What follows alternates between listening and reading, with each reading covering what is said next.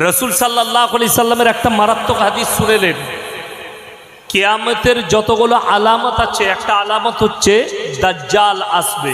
আসবে না আসবে না? দাজ্জাল আসবে। এই দাজ্জাল আসবে, এটা তখন কখন বুঝতে পারবে?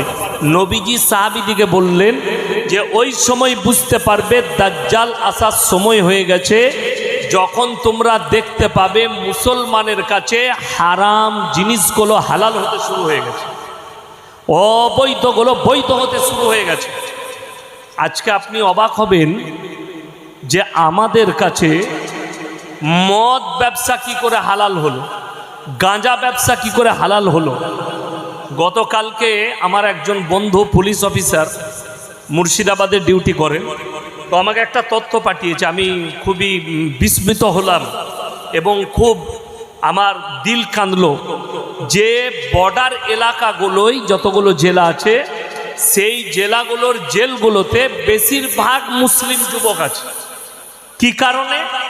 হিরোইন পাচার, গাঁজা পাচার, আফিং পাচার, বিভিন্ন রকম হারাম কাজে লিপ্ত তারা। ধরা পড়ছে, জেলের কুঠরিতে যাচ্ছে। এরপর আপনি কি করে ভাবলেন যে আপনি হারাম খাচ্ছেন? আপনার জানা আছে, যত আমাকে বাদ দেন, যদি কাবা ঘরের ইমামকে স্বয়ং নিয়ে আসেন এখানে দিয়ে দোয়া করান, শর্ত হচ্ছে দোয়া কবুলের প্রথম শর্ত হচ্ছে হালাল খাবার। হালাল খাবার যদি না থাকে আপনার দোয়া আল্লাহ কবুল করবেন না। 2 নম্বর, যারা হারাম খাবার নিজের সন্তানের মুখে তুলে দিবে, রসুল বলছেন তার সন্তান নেক হতেই পারে না, নেক হবে না। এটা রসুল সাল্লাল্লাহু আলাইহি সাল্লাম বললেন।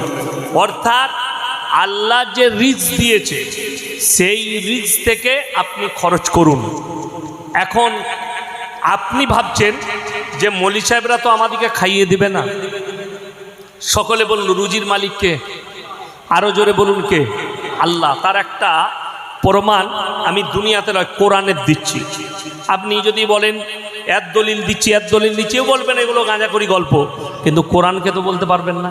পারবে কেউ? পারবে না। কোরআনের একটা দলিল শুনে নিন। হযরতে ঈসা নবীর নাম শুনেছেন না? শুনেছেন। কিয়ামতের একটা আলামতের মধ্যে আবার একটা আলামত এটা যে ঈসা মসিহ দুনিয়াতে আবার আসবেন। কাকে হত্যা করতে? দাজ্জালকে। কাকে হত্যা করতে? দাজ্জালকে হত্যা করতে আসবে। নামবেন কোথায়? আল্লাহ নামাবেন কোথায়? দামাস্কের মসজিদে, সিরিয়ার দামাস্কের মসজিদে আল্লাহ নামাবেন। সেই মসজিদের ইমাম যিনি থাকবেন তিনি হচ্ছেন ইমাম মেহেদী। এটা কিয়ামতের একটা আলামত। এই ঈসা মসিহ যে মায়ের পেট থেকে দুনিয়াতে এসেছেন তিনার নাম হচ্ছে হযরতে মারিয়াম। কি নাম বললাম? মারিয়াম। হযরতে মারিয়াম যখন কোরআনে আছে সূরা মারিয়াম, ওনার নামে একটা সূরা আছে, ওয়াজকুর ফিল কিতাবি মারিয়াম ইদিন তাবাদাত মিন আহলিহা মাকানান শারকিয়্যা। মরিয়ম যখন নিজেকে নিজের পরিবারের কাছ থেকে, সমাজের কাছ থেকে পূর্ব দিকে এক স্থানে নিজেকে বন্দী করে নিল, পর্দা করে নিল। ফাত্তাখাযাত মিন দুনিহিম হিজাবান ফাআরসালনা ইলাইহা রূহানা ফাতামাসসালা লাহা বাশারান সাওয়িয়্যা।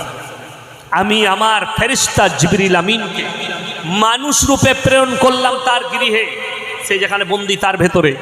মারিয়াম তাকে দেখে বিস্মিত হয়ে গেল, অবাক হয়ে গেল, আমার এই বন্দি ঘরের ভেতরে এই মানুষটা প্রবেশ করলো কি করে? বললে তুমি সত্যিকারই যদি মানুষ হও আমার বাড়ি থেকে বেরিয়ে যাও, আমি একজন সতী সাবিত্রী পবিত্র নারী, তুমি আমাকে স্পর্শ করো না। জিবরিল আমিন বললেন আল্লাহ আমাকে পাঠিয়েছেন, আমি কোনো মানুষ নয়, মানুষ রূপে আমি হচ্ছে আল্লাহর ফেরেশতা জিবরিল আমিন, তোমাকে সুসংবাদ দিতে এসেছি একটা পুত্র সন্তানের। হযরতে মারিয়ামের গর্ভে, তোমার গর্ভে আল্লাহ নবী প্রেরণ করতে চান, নবী পাঠাতে চান। আল্লাহর কুদরতে তিনি গর্ভবতী। তিনি বললেন হে আল্লাহ, আমাকে কোনো মরদ মানুষে স্পর্শ করেনি, আমি ব্যভিচারিণী নই, তাহলে আমার বাচ্চা কেমন করে হতে পারে? আল্লাহ বললেন কুন ফায়াকুন, আমি খালি বলবো হয়ে যায়, এটাই আমার কুদরত, হয়ে যাবে। আল্লাহ বিনা বাপে গর্ভবতী করলেন কাকে? হাজরতে মারিয়ামকে। মারিয়াম গৃহের মধ্যে বন্দী, খাবার দাবার নেই। খাবার কোথা থেকে আসছে? জান্নাত থেকে আল্লাহ খাবার পাঠাচ্ছেন, বলুন সুবহানাল্লাহ। কোরআনে আছে এই যে খাবার দাবার ভালো মন্দ জান্নাতের ফল ফ্রুট খাচ্ছেন, এইটা নজরে পড়ল হযরতে জাকারিয়া। জাকারিয়া কি বললেন? ক্বালা ইয়া মারইয়ামু আন্না লাকি হাযা, ওগো মারইয়াম এত সুন্দর ভালো মন্দ খাবার দাবার কোথা থেকে পাচ্ছ? মারইয়াম উত্তর করলেন ক্বালাত হুয়া মিন ইনদিল্লাহ ইন্নাল্লাহা ইয়ারযুকু মান ইয়াশাউ বিগাইরি হিসাব। আল্লাহ যাকে ভালোবাসেন, আল্লাহ যাকে পছন্দ করেন, তাকে বেশুমার রিজক দান করেন। কোথা থেকে দেব, কেমন করে দেব, আমি আল্লাহ ছাড়া পৃথিবীর কেউ জানে না। কোরআন।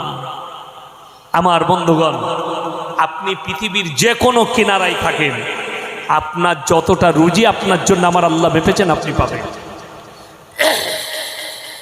একজন রুজির মালিক আল্লাহ কেমন? এরা সকালবেলায় উঠে গাছের দিকে তাকান ফজরের নামাজ পড়ে। একটা পাখি, তাকে পরিশ্রম করতে হয় না, তাকে বাজারঘাট করতে হয় না, তাকে ব্যবসা করতে হয় না, বিনা পরিশ্রমে একটা পাখিকে আল্লাহ কি দিচ্ছেন? রুজি দিচ্ছেন। শুধু তাই নয়, পৃথিবীর বিজ্ঞান বলছে 3 ভাগ প্রাণী সমুদ্রের তলে আছে, 1 ভাগ স্থলে। সব থেকে বড় প্রাণীর নাম হচ্ছে নীলতিমি। বিজ্ঞান বলছে 24 ঘন্টার ভেতরে 100 কুইন্টাল খাবার খায়। আমি আল্লাহ রুজি দান করি। 3 ভাগ প্রাণী, স্থল আর জল, সকলের রুজির দায়িত্ব আমার আল্লাহর। আর তুমি মানুষ, আমার সৃষ্টি। তুমি 100 গ্রাম চালের ভাত খাও, আমি তোমাকে রুজি দিতে পারি না। আচ্ছা বলুন, যে মানুষটা মাংস ভাত খায় সে বেশি দিন বাঁচে, আর যে সবজি খায় সে কম দিন বাঁচে? না। হায়াত মত তো আল্লাহর হাতে, আর রুজি আল্লাহ মেপেছেন, আল্লাহ রুজি দিবেন। শর্ত হচ্ছে হালাল খাবার। আজকে একটা মুসলমান হারাম ব্যবসা করছে, 2 নম্বরই ব্যবসা করছে, অথচ নিজেকে বলে আমি ইমানদার। বিরাট বড়। আমাদের দেশে 3টে কোয়ালিটি আছে নামাজি। কটা বললাম? 3টে। 5 ওয়াক্তের, জুম্মার, আর ঈদ আর বকরা ঈদ। ঈদের দিনে লাপাই কোন মাল কটা বেশি? ওগুলোই। একবারই শেষে আসবে, এসে হুজুরকে বলে হুজুর একটু নিয়তটা বলে দিন তো। নিয়ত নিয়ে কি করবি? দরুদ শরীফ জানে না, দোয়ায়ে মাসুরা জানে না, আত্তায়াতু জানে না, রুকু সিজদা তাসবিহ জানে না। দোয়া নিয়ত নিয়ে ধুয়ে খাবি? বলছে হুজুর নিয়তটা বলে দিন। না না, ওইটাই তো আমার বলার উদ্দেশ্য। আপনি অবাক হবেন আপনার এলাকায় দেখলে, হাইরে মুসলমান কোথায় গেল? ইমাম সাহেব আছেন, যোগ্যপূর্ণ আলেম, ইনাকে জিজ্ঞেস করুন, কেউ যদি জানাজার নামাজ ছেড়ে দেয় কোনো গুনাহ আছে? কোনো গুনাহ নাই। কিন্তু কেউ যদি জেনে বুঝে ফরজ নামাজ ছাড়ে, গুনাহে কবিরা, বড় গুনাহ।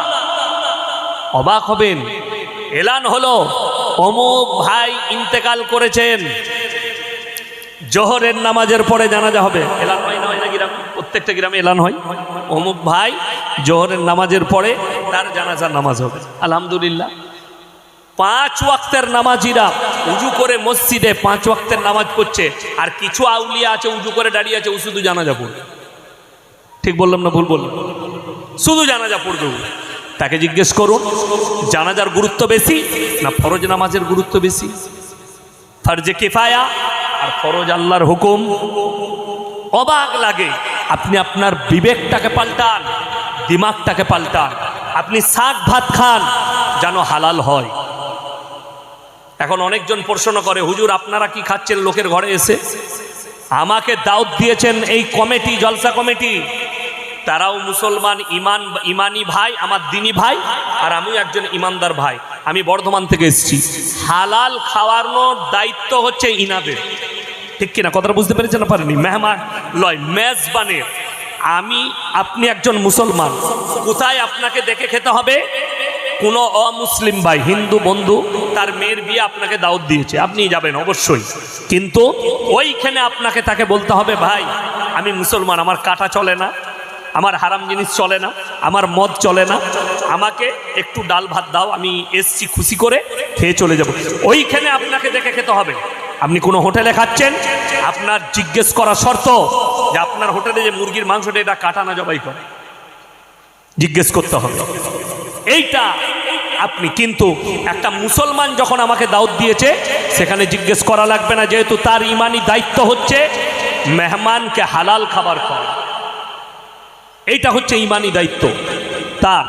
তারপর কেউ যদি ইয়াসিন সাহেবকে হারাম খাবার খাওয়া, এটা আমার দায়িত্ব নয়। এখন বলবো এমন একটা গল্প আছে, এখন যদি এটা পশ্চিমবাংলার মানুষ এই কথাটার ওপর আমল করে না, আমাদের সমাজে সুদখোর থাকবে না, হারামখোর থাকবে না, জিনাখোর থাকবে না, লটারিওয়ালা থাকবে না, কোনো ঘুষখোর থাকবে না। কখন বলুন তো?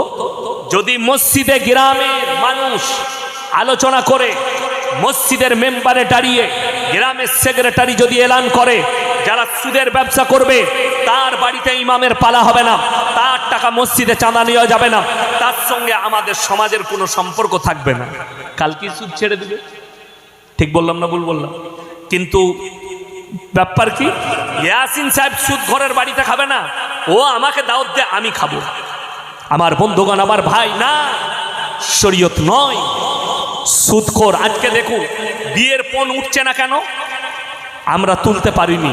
ইয়াসিন সাহেব বিয়ে পড়াবে না, আমি 17 বছর বিয়ে পড়াইনি, কারো বিয়ের অনুষ্ঠানে যাইনি।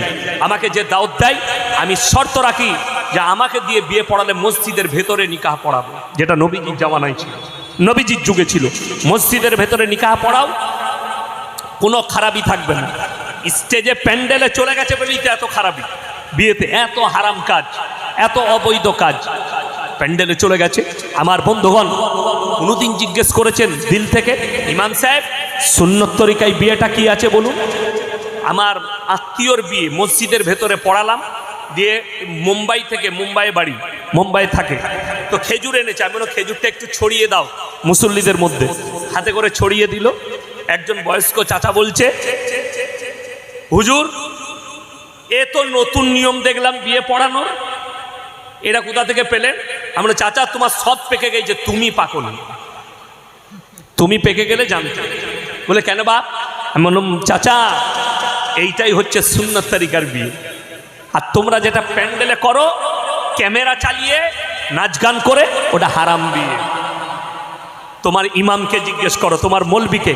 আমার বন্ধুগণ, আমার ভাই, হারামটাকে অ্যাভয়েড করবো সবাই, বলুন ইনশাআল্লাহ। হারামটাকে অ্যাভয়েড করুন, নামাজকে গুরুত্ব দেন। নামাজের এই রমজান মাসে যখন 5 ওয়াক্ত নামাজ পড়ছি, আল্লাহ তুমি আমাকে 5 ওয়াক্তে নামাজ পড়ার তৌফিক দাও। অনেকজন মনে করে ইয়াসিন সাহেব তো বলেছে শবে বরাতে নামাজ পড়া যাবে না। আরে আমি গুটকা খদ্দের লেগে বলেছি জীবনে নামাজ পড়ে না, ও শবে বরাতে মারামারি করছি। যারা 5 ওয়াক্তের নামাজি তার জন্য শবে বরাত, যে জীবনে নামাজ পড়ে না সে ওই রাতে ঝামেলা করে কি লাভ করবে? আমি তার বিরুদ্ধে বলেছি। আমি সিস্টেম বিরোধী লোক, সমাজ বিরোধী লোক নয়। আমাকে অনেকজন মনে করে পীর বিরোধী, না। ইনি জানেন আমার আব্বাজি, ইনি যে মাদ্রাসায় পড়েছেন দেওবন্দে, আমার আব্বাজি সেই আমার আব্বার যিনি পীর, ওই মাদ্রাসার হাদিসের উস্তাদ হযরত মাওলানা মুফতি ইউসুফ সাহেব তাউলি, বড় মুফতি সাহেবের খলিফা। আমি হচ্ছি সিস্টেম বিরোধী লোক। আপনাদের সিস্টেম ভুল, আমি আপনার বিরোধী। আপনার সিস্টেম গোলমাল, আমি আপনার বিরোধী। আপনি ভেবে দেখুন, এই রমজান মাস, রমজানুল মুবারকের মাস চলছে, আপনি কি আল্লাহর কাছে ক্ষমা চেয়েছেন? আল্লাহ আমার জীবনের পাপগুলো ক্ষমা করে দাও। যাকাতকে হিসেব করে বার করেছেন যে আমাকে যাকাত দিতে হবে? আরে নামাজের কথা যতবার বলা হয়েছে, যাকাতের কথা কোরআনে ততবার বলা হয়েছে, অথচ আমরা নামাজটা পড়ি, যাকাতটা দিই না। কেন দিই না? যাকাতে তো পয়সা খরচ, নামাজে তো খরচ নেই। দেখবেন কাল থেকে, ফজর থেকে আপনার মসজিদে আর জায়গা হবে না। যদি বলা হয় যারাই 5 ওয়াক্তের নামাজ পড়বে প্রতি ওয়াক্তে 100 করে টাকা দেওয়া হবে। ও 5 বেটা হলে 5টা গামছা ফেলাবে, সরাবি না, এটা আমার। কেন? ও জানো তো 100 করে টাকা পাবো। নামাজের টাকা নাই বলে ও পড়ে লাভ নাই। কারা পড়বে? আমার এলাকায় একটা মসজিদে দরজা খোলা, বড় মসজিদ, গরু ঢুকে গেছে, গরুর বাছুর, আপনারা কি বলেন? আমরা বাছুর বলি, বাছুর, ও বাছুর ঢুকে গেছে। তো মুয়াজ্জিন সাহেব যিনি আছেন তিনি খেদারে বার করে ওই গরুর মালিককে বলছে, সেও মুসলিম, যে ভাই তোমার বুদ্ধি নেই, গরুটা বাঁধতে পারো না, বাছুরটা মসজিদে ঢুকে গেছে। কি উত্তর দিয়েছে জানেন? তোকে কে মুয়াজ্জিন করেছে, তোর তো বুদ্ধি নেই। বলে কেন? বলে এটা অবলা জন্তু বলে ঢুকেছে, আমাকে কোনোদিন দেখেছিস আমি মসজিদে ঢুকেছি? কথা বুঝতে পেরেছে? তাহলে কত বড় ইমানদার, বুঝতে পেরেছে? সে জীবনে মসজিদে ঢুকেনি, সে মনে করেছে আমি এটা পড়ে বিরাট মহান কাজ করে দিলাম, মানে মুয়াজ্জিন গোলমাল বোকা, আর সে বুদ্ধিমান, সে জীবনে মসজিদে ঢুকেনি। হাই রে মুসলমান, এই হচ্ছে আমাদের হাল। বিশ্বাস করুন, বর্তমান সময়ে গোটা পৃথিবীর মুসলমানের ইমানটা, কচু জানেন, কচু আমরা মাংস দিয়ে মাছ দিয়ে রান্না করি, ওই কচু পাতার উপরে পানি দিলে থাকে না, পড়ে যায়, পড়ে যায়। কচু পাতায় পানি রাখার মতো অবস্থায় আছে আমাদের ইমান, যে কোনো সময় ধ্বংস হয়ে পড়ে যেতে পারে। বেঈমান কাফেরা জাল বিছিয়ে রেখেছে, ওই জালে পা দিলেই আপনার ইমান ধ্বংস হবে। তা না হলে মুসলমানের কাছে গান বাজনা হালাল কি করে হলো? মুসলমানের কাছে মদ কি করে হালাল হলো? মুসলমানের কাছে সুদ কি করে হালাল হলো? মুসলমানের কাছে লটারি কি করে হালাল হলো? মুসলমানের কাছে জিনা কি করে হালাল হলো? মুসলমানের কাছে বেপরদাহি কি করে হালাল হয়ে গেল? মুসলমানের কাছে কোরআনবিহীন জীবন কি করে চলে? আজকে আমাদের কাছে কোরআনবিহীন জীবন, রাসূলের আখলাকবিহীন জীবন।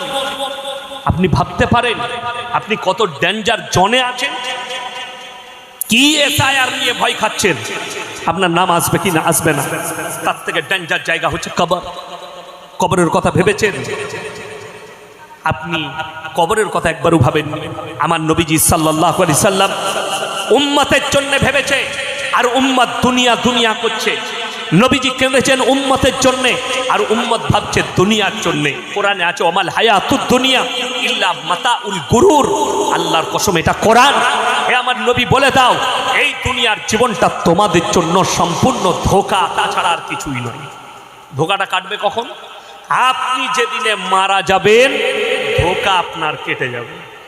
যেদিনে আপনি মৃত্যুবরণ করবেন, ধোঁকা কেটে গেল, যা আমি মারা গেছি। তারপর রূহ চলে গেল আল্লাহর কাছে, আপনি রুহের জগতে চলে গেলেন, আপনার ঘুমটা সেই দিনে ভাঙবে। এখন আমরা ঘুমনের মধ্যে আছি। দুনিয়া, পয়সা, মাল, দৌলত, ইমানদারির সঙ্গে বলুন তো, এই এলাকায় চায়ের দোকানে একটা ছেলে, তার বাপ মারা গেছে, তার বাপ কি করতো? হারাম খেত, হারাম ব্যবসা করত, হারাম কাজে লিপ্ত ছিল। আচ্ছা, সে বুক ফুরিয়ে বলতে পারবে আমার আব্বা হালাল ছাড়া হারাম খাইনি? আর যদিও বলে, লোকরা হাসবে, মুচকি মুচকি, হাসবে না? হাসবে না? কিরকম বলছে দেখ, গোটাটাই হারাম। আর একটা লোক এই বনগা বাজারে সকাল হলে আলু বিক্রি করেছে, পেঁয়াজ বিক্রি করেছে, একটু সবজি বিক্রি করেছে, শসা বিক্রি করেছে, হালাল ব্যবসা করেছে। সে বেটাকে একটা বাড়ি বানিয়ে দিয়ে গেছে, কোনো রকম ঝুপড়ি বাড়ি, আর কিছুই দেয়নি। বেটাকে মানুষ করেছে, বেটাকে নামাজের শিক্ষা দিয়েছে, বেটাকে শিক্ষিত করেছে, এডুকেশন দিয়েছে। সেই বেটা গর্ব করে বলতে পারবে, আমার বাপ আমাকে সম্পদ দিয়ে যায়নি, কিন্তু আমার আব্বা আমাকে জীবনে হারাম খাওয়াইনি, হালাল খাইয়ে মানুষ করেছে। বলতে পারবে না? পারবে না। আর একজন হারামখোরের বেটা, সে কোনোদিন বলতে পারবে না। আমার বর্ধমান টাউনে একজন ফোন করে আমাকে বলছে, আমি ওই গ্রামে ওই মাদ্রাসায় অনেকদিন ছিলাম, টাউনে খাগড়াগড় মাদ্রাসায় 4 বছর পড়িয়েছি।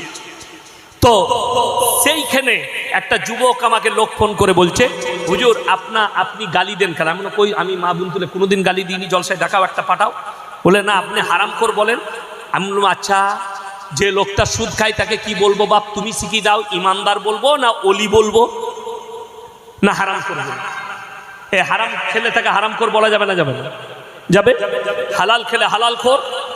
ইমানদার যে লোকটা মদ খায় তাকে কি বলবো? আল্লাহর ওলি বলবো না আব্দুল কাদের জিলানি বলবো? তোমরা শিখিয়ে দাও। সে তো হারাম খাচ্ছে, তার মানে সে হারামখোর। ওই জন্য গায়ে নেবেন না। আপনি যদি হারাম খেয়ে থাকেন, আজকে রাতে ইস্তেগফার করেন, আল্লাহ আমি জিন্দগিতে যা হারাম কাজ করেছি আমাকে ক্ষমা করে দাও। আগামী কাল থেকে জীবনে আর হারামের পথে যাব না, আমি যেন হালালের পথে চলি। আমার বন্ধুগণ, আমার ভাই, মরতে আপনাকে আমাকে হবে, হবে না? হবে না? মরণ অবশ্যই আসবে। কোনোদিন মনে মনে ভেবেছেন যে আমার মৃত্যু আসবে? আল্লাহ রসুল সাল্লাল্লাহু আলাইহি সাল্লামকে সাহাবীরা জিজ্ঞেস করলেন, হযরত আবু বকর বললেন, ইয়া রাসূলুল্লাহ, এই পৃথিবীর বুকে আপনি কাকে সব থেকে জ্ঞানী মনে করেন? আপনি অবাক হবেন। কোনো সায়েন্টিস্টের নাম লাইনি, কোনো জ্ঞানীর নাম আমার নবীজি নেয়নি। আমার নবীজি সাল্লাল্লাহু আলাইহি সাল্লাম যে উত্তর দিলেন, ঈমানি উত্তর, সেই উত্তরটা কি ছিল? বললেন, হে আমার সাহাবীরা শোনো, পৃথিবীর মধ্যে সব থেকে জ্ঞানী ব্যক্তি ওই ব্যক্তিটা যে প্রত্যেক দিন একবার নিজের মৃত্যুকে স্মরণ করে। আমি আজকে মারা গেলে কালকে আমার কবরটা কি হবে? আমি আজকে চলে গেলে কালকে আমার কবরটা কি হবে? আপনি ভেবে দেখুন, যারা ইসলামকে গালি দিচ্ছে, যারা কোরআনকে গালি দিচ্ছে, যারা আমার রসুলকে গালি দিচ্ছে, আজকে তাদের মুখে কুলু পেটে গেছে। গোটা পৃথিবী দাঁড়িয়ে দেখছে পশ্চিমী দুনিয়ার বর্বরতা, তাদের যে লুচ্ছাগিরি আর তাদের বর্বরতা গোটা পৃথিবী দেখছে। যেটা নবীজি সাল্লাল্লাহু আলাইহি সাল্লামের যুগের আগের যুগের পাপ, তিনার যুগের আগের যে যুগ ছিল সেই বর্বরতার যুগের পাপ এপস্টাইন ফাইল। ভারতের অনেক জনের নাম এসছে, যদিও আমি তাদের নাম মুখে উচ্চারণ করব না। ভারতেরও নাম এসছে, অনেক দামি দামি প্লেয়ারের নাম এসছে, আর্টিস্টের নাম এসছে। আমি দেখলাম কালকে যে অনেক পৃথিবীর দামি দামি, যাদেরকে লোকরা সায়েন্টিস্ট মনে করে, যাদেরকে মনে করে এই লোকগুলো পৃথিবীর জ্ঞানী, এরা পৃথিবীকে অনেক কিছু দিয়েছে। কেউ মোবাইল দিয়েছে গবেষণা করে, কেউ ওষুধ দিয়েছে। মাথায় রাখবেন, টেকনোলজি তাদের কাছে আছে, তাদের কাছে নাসা আছে, তাদের কাছে প্রযুক্তি আছে, তাদের কাছে ঈমান নেই। তাদের কাছে শুধু দুনিয়া, পরকাল বলে কিছুই নেই। এই মোবাইলটা তুলে দেখুন, পৃথিবীর বুকে আল্লাহর নবী সাল্লাল্লাহু আলাইহি সাল্লামের যুগের পাপ নয়। নবীজি হাদিস বর্ণনা করেছেন, কিয়ামতের মারাত্মক আলামত তোমরা দেখতে পাবে কিয়ামতের পূর্বে, যখন দেখতে পাবে বর্বরতার যুগের পাপগুলো মডেলিং হয়ে ফিরে আসছে। আজকে একটা মুসলিমদের মহিলা বোরকা পরে রাস্তায় গেলে তাকে কোর্টে কেস লড়তে হয়, এয়ারপোর্টে গেলে তাকে বোরকা খুলতে হয়, কলেজে গেলে তাকে হেউ হতে হয়, অথচ একটা মেয়ে ন্যাংটো গেলে তাকে বাহবা দেওয়া হয়। আপনি জানেন, আমার যুবকরা জানে, কোন একটা মেয়ে শরীর ঢাকা দিয়ে যদি মোবাইলে ছবি ছাড়ে, তার মোবাইলে কোনো রকমের কোনো লাইক করবে, এই মেয়েটা ভালো না, শরীর থেকে আছে। কিন্তু একটা মেয়ে, সে যদি ন্যাংটো হয়ে ফটো ছাড়ে, ঝাঁটা ঝাট পুরুষরা লাইক দিবে, যুবকরা দারুণ লাগছে, বিউটিফুল। কেন? সে তো জিনার দাওয়াত দিয়ে দিয়েছে তাকে। আচ্ছা বলুন তো, একটা নারীকে ইজ্জত করা মানে তাকে ঢেকে দেওয়ার নাম ইজ্জত, না খুলে দেওয়ার নাম ইজ্জত? কথা বলে না? ঢেকে দেওয়ার নাম ইজ্জত। আর সব থেকে দামি কথা, এখানে যারা শিক্ষিত আছেন, ইসলামের প্রতি যাদের অনীহা আছে, আমার বায়ান যারা উপরে বিশ্বাস, আল্লাযীনা ইউমিনুনা বিল গায়ব, 2 নম্বর ওয়ায়ুকিমুনাস সালাহ, এবং পাঞ্জেগানা নামাজ আমরা সকলে আদায় করব ইনশাআল্লাহ। যারা রমজান মাসে 5 ওয়াক্তের নামাজি, এখন যারা নামাজ পড়ছেন এমনি পড়েন না, রমজান মাসে আল্লাহর কাছে একটা দোয়া করবেন, আল্লাহ তুমি আমাকে 5 ওয়াক্তের নামাজি বানিয়ে দাও। বলুন আমিন। এই দোয়া সকলে করবেন। ওয়ায়ুকিমুনাস সালাহ, 3 নম্বর যেটা, ওয়া মিম্মা রাযাকনাহুম ইউনফিকুন, আমি যে রিজক দান করেছি সেখান থেকে তোমরা ব্যয় করো। এখন বর্তমানে আমাদের অবস্থা, আমরা হালালের থেকে হারামের প্রতি বেশি ভরসাশীল হয়েছি, হালালের থেকে হারামের প্রতি বিশ্বাসী বেশি হয়েছি আমরা।